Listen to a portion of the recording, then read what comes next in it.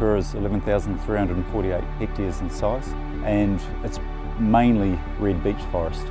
We are bordered by dockland to the north, to the west by the Waiponga Conservation Forest. Our eastern neighbour is Ngātapa, so that's a big area of private conservation land as well. And then Rongotanawhā's on the other side of that, so the goal for all of those properties is conservation. Simon Hall's properties are managed by the Forest Life Force Restoration Trust, and the Trust oversees conservation work in a private capacity here on Pohokura and also on the Rongotanawhā properties.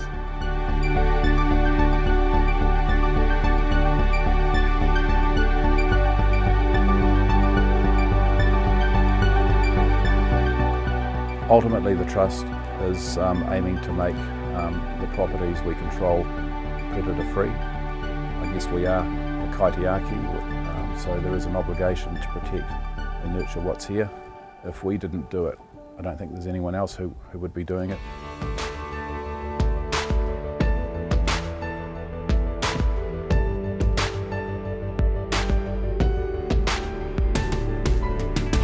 So everyone here today is part of the greater Kiwi community, and we're here because we're all seriously concerned about the plight of Kiwi nationally, and we want to make a difference.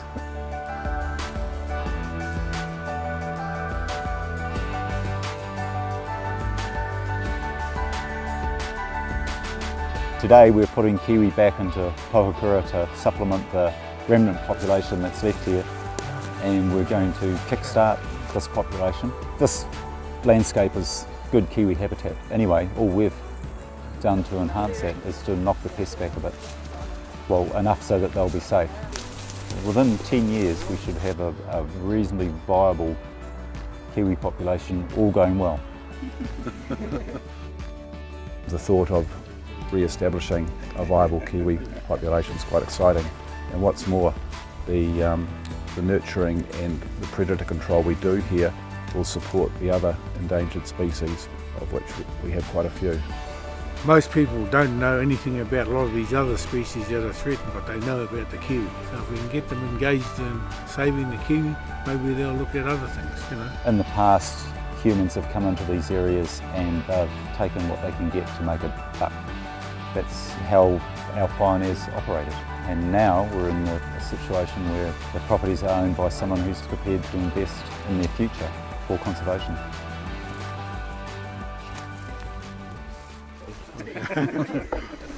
Kia ora.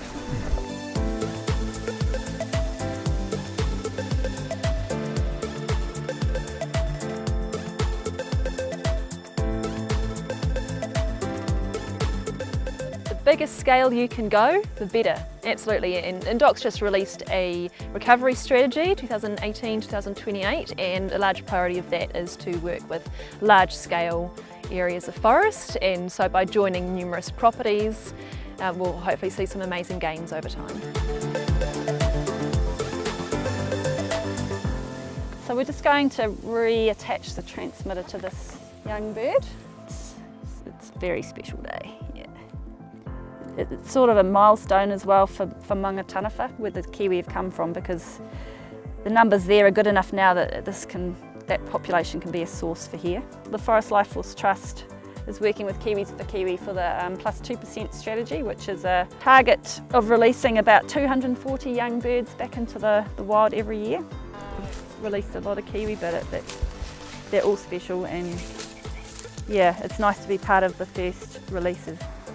So the Kiwi release here today is a big step forward for conservation in Pohokura, but it's only a small part of the overall picture of what the Trust does across the Trust lands. I don't think you can call yourself a Kiwi if you're not interested in your national bird. We all refer to ourselves as Kiwi.